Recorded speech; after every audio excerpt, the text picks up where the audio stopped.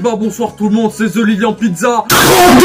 Et on va faire une vidéo sur les BMW, ou plutôt devrais-je dire les BMW qui n'ont jamais été vendus en France. Car vous le savez, il y a plein de BM qui, du coup, on n'a pas eu le droit. Enfin plein.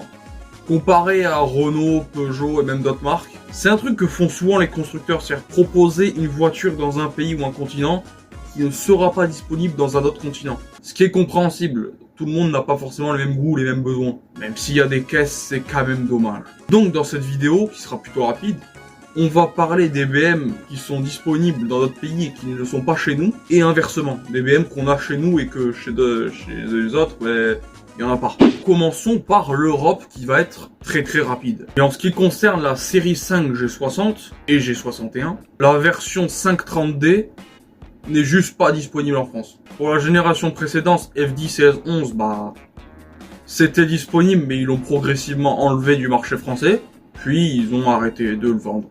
Je sais vraiment pas pourquoi ils ont fait ça. Peut-être que ça se vendait mal, j'en sais rien. On passe à l'Asie et notamment à la Chine avec la BMW i3 Berline, qui n'est pas une i3. Enfin, pas réellement une i3. C'est une série 3 électrique berline. C'est juste une série 3 électrique en fait.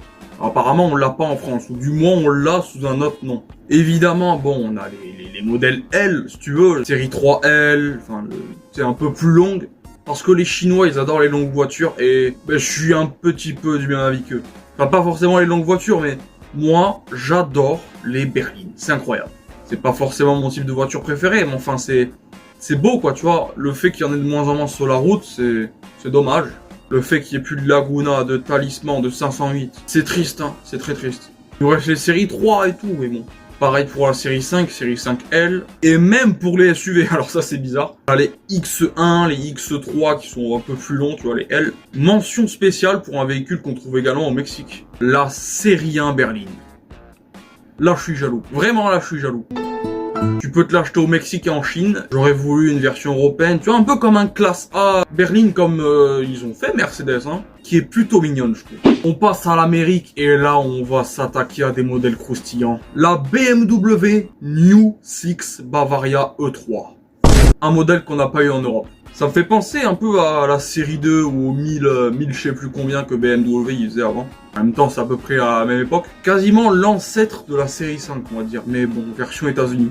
Très dommage, hein. Vraiment, je suis déçu de pas l'avoir eu en Europe. Elle est mignonne. Bon, après, c'est pas forcément une grande perte, mais moi, quand je vois les images comme ça, c'est vraiment beau. On passe à l'Afrique du Sud, le pays qui bute des Blancs. Ça me fait pas rire du tout. Pas rire du tout. Bon, c'est un peu triste, mais cette BM a été commercialisée justement à l'époque où c'était pas encore le cas.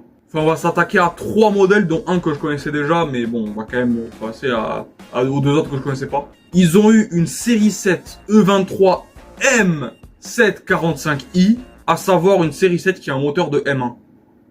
Rien que ça. Bon, après, le moteur de M1, c'est pas non plus le moteur du siècle, hein, enfin du siècle dernier. C'est pas forcément un moteur ultra ouf, qui d'ailleurs est plutôt lourd, mais l'avoir dans une série 7, franchement, c'est...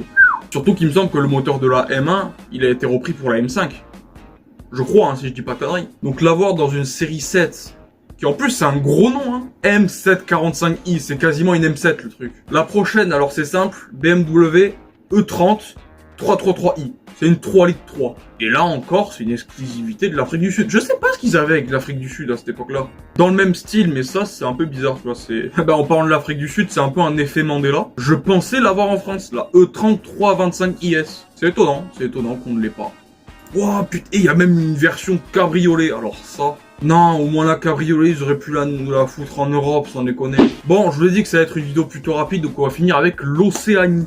Bon, alors, on a la 530D dont je vous parlais tout à l'heure, qui du coup est disponible que en Allemagne et en Australie. Ah putain, la boulette. À la boulette.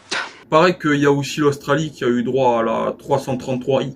Il n'y a pas que l'Afrique du Sud, ça va, on se calme. Pour terminer cette vidéo, on va revenir en Asie pour une mention spéciale. Le Chuangguan Seo, aka un X5 plagié. Là, vraiment, c'est que ça en fait. C'était un peu début des années 2000, la période, on va dire, un peu bizarre de l'automobile. Qui perso me plaît, hein. C'est là où on a commencé à voir des trucs plutôt cool, tout comme des trucs vraiment pas très fiables. Genre l'électronique par exemple. Les fameuses clés du Laguna ou d'autres trucs. Et donc ouais, le Shuangguan Seo, ça se met dans la liste des bagnoles que les Chinois ont copiées à l'époque où ils savaient pas réellement faire des bagnoles. Là où aujourd'hui, ils savent toujours pas réellement en faire, mais ils ont arrêté de copier.